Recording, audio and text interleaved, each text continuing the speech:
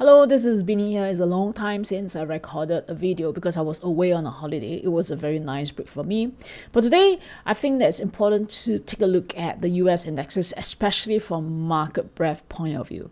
Now, first, let's talk about what is market breadth. Market breadth tells us whether the stock index advances, its broad participation or its narrow participation. This means that whether it's many stocks that resulted in the rise of the indexes or the rise of the indexes being caused by just a few selected stocks.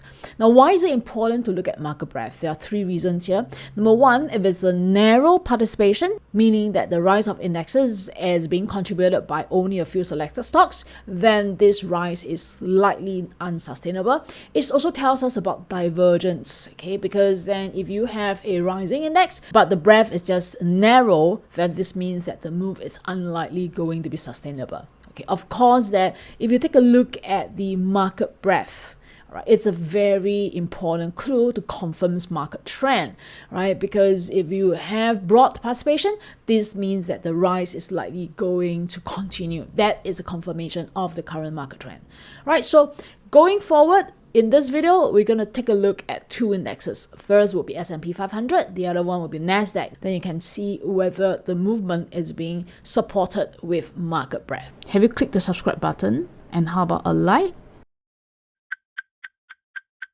Now, let me just explain how I use market breadth. So, for example, this is the AD line. So, I usually use the AD line to indicate market breadth.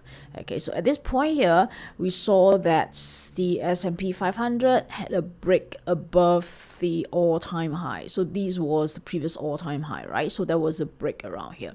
So, if you track the market breadth, then this breakout was supported by market breadth as well, because then the AD line makes a new high. So this means that the breakout was a broad-based movement. Okay, so the AD line break higher, it was able to tell us that the breakout was a broad participation. That means that there are a lot more stocks that moved higher, resulting in the break of S&P 500.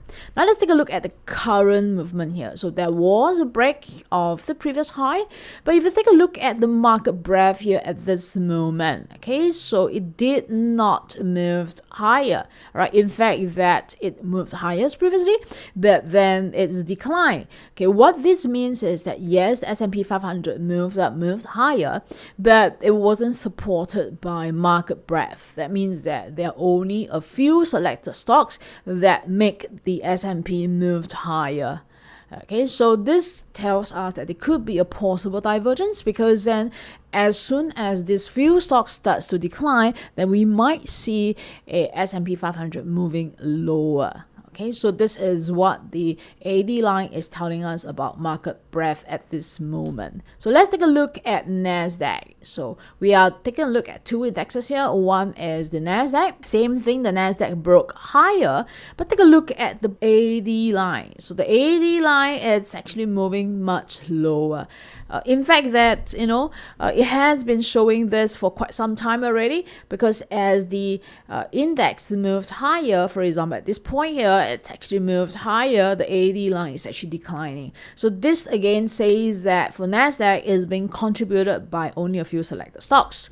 Okay, but what I want to bring out here is the AD line for Nasdaq 100. So same thing, Nasdaq 100 broke new high, and then it's actually break the new high here.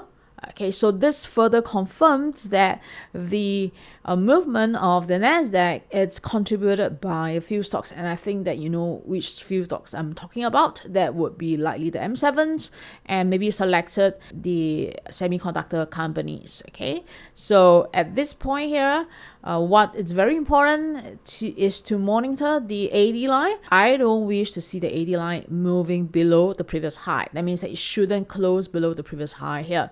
As long as it doesn't close below the previous high, then I think that Nasdaq 100 will continue to move up. But the second implication would be, that we need to go for stock selection. That means that it's not a broad-based market movement. So choosing the right stocks is very important in this leg of up move. Okay, so that's the two things that the market breadth is telling us. It's telling us that Nasdaq is probably the stronger one right now, all right, and not the broad S&P 500. Other companies, they are not, because that's not supported by the market breadth. And the second thing is that the stock picking is very important. There's probably only a few stocks that's driving the stocks up at this moment here. Now let's talk about, in case that the market is moving down, what can you do to hedge your positions? As you know, I'm always looking at short-term instruments. So if you are interested to explore more, then you might want to explore into DLCs, which is daily leverage certificates. Now there are a few issuers of DLCs here. Number one would be SocGen, number two would be UBS, and third would be Mirae Assets. Okay, so these are the three issuers of DLCs. And if you think that in future the index is going to drop, then you want to buy a short DLCs to hedge into your existing long positions. But if you think that in future the index is likely going to continue to move up and could be that it's just a short-term up move, then you might want to buy into the long DLCs. And for DLCs, they do offer S&P 500 and they do offer Nasdaq as well. Alright, so that's the end of my video here. And if you like whatever that I'm sharing, remember to hit the subscribe button.